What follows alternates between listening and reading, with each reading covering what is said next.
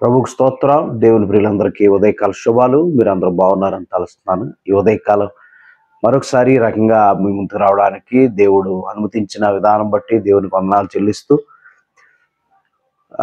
రోజు రోజుకి కూడా ఒక్కొక్క ప్రత్యక్షత ప్రభు మనకిస్తున్నాడు. అందులో భాగంగా పిల్లరా తిమోతికి రాసినటువంటి మొదటి పత్రిక మొదటి అధ్యాయము మరి 3-4 వచనాలు మనం చదువుకుందాం. అక్కడ ఇలా రాయబడింది.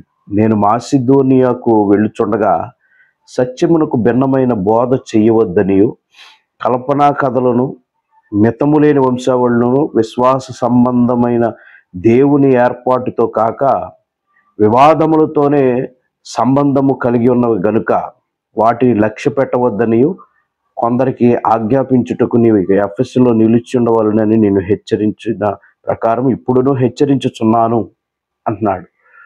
పిల్లరా, సత్యమునకు భిన్నమైనటువంటి బోధలు, అలాగే కల్పన కథలు, ఇలాగా విశ్వాస సంబంధమైన దేవుని ఏర్పాటుతో కూడినటువంటి బోధ కాక మరి ఏ ఇతర అయినటువంటి విషయాలు గురించి నీవు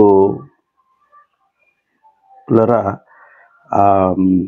వాటిని లక్ష్య పెట్టద్దని కొందరికి ఆజ్ఞాపించుటకు నీకు ఎఫెసులో నిల్చుండే వాళ్ళని హెచ్చరించే ప్రకారం ఇప్పుడు కూడా నేను నిన్ను హెచ్చరిస్తున్నానని చెప్పేసి మరి తిమోతితో అపోస్తలుడైన పౌలు చెప్తున్నారు.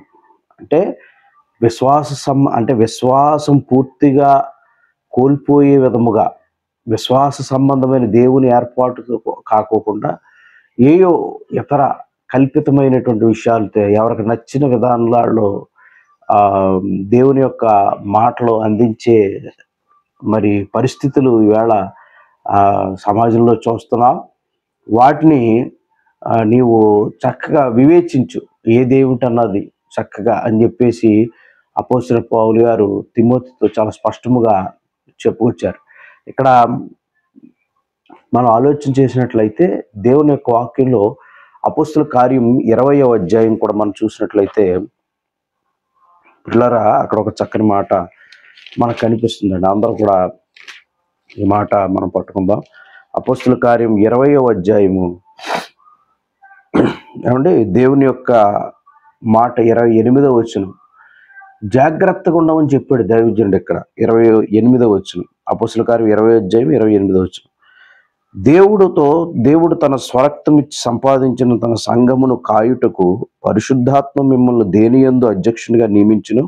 ఆ యావత్ మందను గూర్చియు మీ మట్టుకు మిమ్మును గూర్చియు జాగ్రత్తగా ఉండుడి.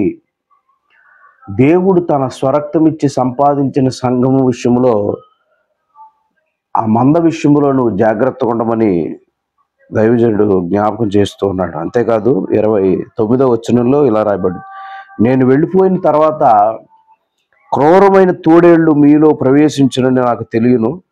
వారు మందను కనికరింపరు మరియు శిష్యులను వెంట ఈడ్చుకొని పోవాలని వంకర మాటలు పలుకు మనుషులు మీలోనే బయలుదేరుదురు. బయట కాదు, శిష్యులను ఈడ్చుకుని పోవాలనేటువంటి ఒక ఆలోచన కలిగి, అంటే వీళ్ళకి వంకర తలంపులు కలిగి వంకర బుద్ధి ఉండి కుదురుగా ఉన్న వాళ్ళు కూడా కుదురుంచుకోకుండా ఏం చేస్తారంటే పిల్లరా విశ్వాస సంబంధమైన దేవుని ఏర్పాటులో నుంచి పక్కగా తొలగింపు చేసి ఏమండి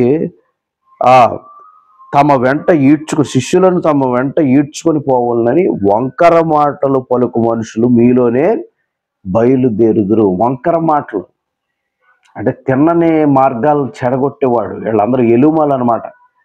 ఇంట్లో ఎలకలలాగో పంటకి ఎలకలలాగో మందను చెరపడానికి ఎలుమలు అనమాట. అపోస్తలుల కార్యం 14వ అధ్యాయంలో ఎలుమ అన్నాడు. ఎలుమ అంటే అపవాది కుమారుడా, దేవుని యొక్క తిన్న మార్గములు చెడగొట్టువాడా.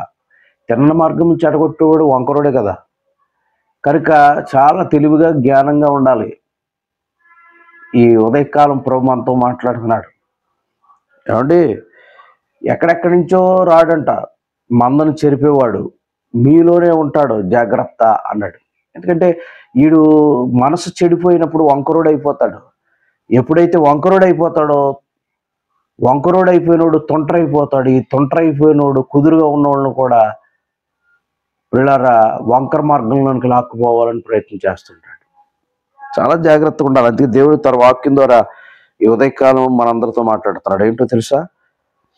మీ మట్టుకు మిమ్మును గూర్చి జాగ్రత్తగా ఉండుడి. మీ మట్టుకు మిమ్మును గూర్చి జాగ్రత్తగా ఉండుడి అన్నాడు. అంటే కావున ఆ, నేను 3 సంవత్సరాలు రాత్రింబగళ్ళు కన్నీళ్లు విడిచిన ప్రతి మనుషుని మానక బుద్ధి చెప్తున్నాను మీరు జ్ఞాపకం చేసుకొని వెలుకోగుండుడి. ఇప్పుడు దేవునికిని ఆయన కృపావాక్యమునికి మిమ్మల్ని అప్పగించుచున్నాను. పరిశుద్ధపరచబడ్డ వారిలో స్వాస్యము మన కొనదనుటకు శక్తిమంతుడు అని దేవుని యొక్క వాక్యంలో మనం చూస్తూ ఉన్నాం.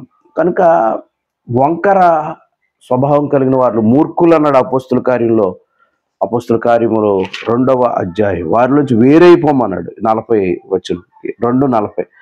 ఇంకనూ నేను అనేక విధములైన మాటలతో సాక్ష్యం ఇచ్చి మీరు మూర్ఖులకు ఈ తరం వారికి వేరే రక్షణ పొందుడని వారిని హెచ్చరించారు. మూర్ఖులకు అన్న దగ్గర 2 అని అంక ఉంది. కింద ఏమి రాయబడిందో తెలుసా? వంకరైన వారి నుండి వేరైపోమంటున్నాడు. ఒకవేళ వీడు వంకర బుద్ధి కలిగినోడు, వీడు మందను చెడగొట్టువాడుగా ఉన్నాడు, శిష్యులను తన వెంట లాక్కుపోయే వాళ్ళ కనిపిస్తున్నాడు, వీడు చాలా ప్రమాదకరమైన వ్యక్తి, ఇది ఒక గుంటనక్క, నేను వెళ్ళిపోయిన తర్వాత క్రూరమైన తోడేళ్ళు అన్నాడు. క్రూరమైన తోడేళ్ళు. చూసారా? మీరు ఆ మాట పట్టుకున్నారా? మీరు అపోస్తుల కార్యం 20వ అధ్యాయం. నేను వెళ్ళిపోయిన తర్వాత క్రూరమైన తోడేళ్ళు మీలో ప్రవేశించింది. తోడేళ్ళు స్వభావం చాలా ప్రమాదకరమైంది. కనుక అత్యంత జాగ్రత్త వహించవలసిందిగా ఉన్నామని దేవుడు తన వాక్యం ద్వారా మనతో మాట్లాడుతున్నాడు. మిమ్మల్ని గురించి జాగ్రత్తగా ఉండండి, మిమ్మల్ని గురించి మీరు జాగ్రత్తగా ఉండండి. దేవుడు తన వాక్యం ద్వారా ఈ ఉదయకాలం మనతో మాట్లాడుతున్నాడు. సహోదరులారా, మీరు విశ్వాసంలో స్థిరంగా ఉన్నారా? లేకపోతే ఎక్కడైనా దుష్టుడు వంకర మార్గాల్లోకి మిమ్మల్ని తీసుకెళ్తున్నాడా? ప్రశ్నించుకుందాం, సరిచేసుకుందాం. ఏం వింటున్నామో, ఏం ఆలోచిస్తున్నామో, మన విశ్వాస జీవితం ఎలా ఉంది, మనము దుష్టుని యొక్క ఎర్రలో లొంగిపోతున్నామా, మన సంగతి ఎలాగుందో ఒకసారి మనం ప్రశ్నించుకుందాం. ఈ ఉదయకాలం పిల్లరా, ప్రభు మనతో మాట్లాడిన మాటలు మనసులో పెట్టుకుని మంచి ఆత్మీయ జీవితం కలిగి జీవించి అనేకులను ప్రభు కొరకు సంపాదిద్దాం. మనం బలపడదాం, అనేకులను ప్రభు కొరకు బలపరుచుతాం. దేవుడి తలంపులు మనందరి వెనుకల్లో దీవించి ఆశీర్వదించునుగాక. ప్రార్థన చేద్దాం.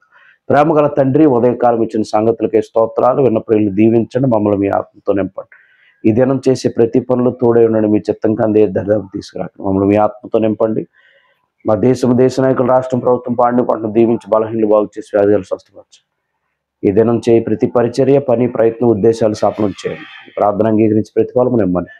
నిజమే అయ్యా, నీ యొక్క మంద గురించి జాగ్రత్తగా ఉండమని చెప్పావు. శిష్యులను వంకర మార్గంలోనికి తీసుకుపోయేవారు మీలో నుండే బయలుదేరును అన్నాం.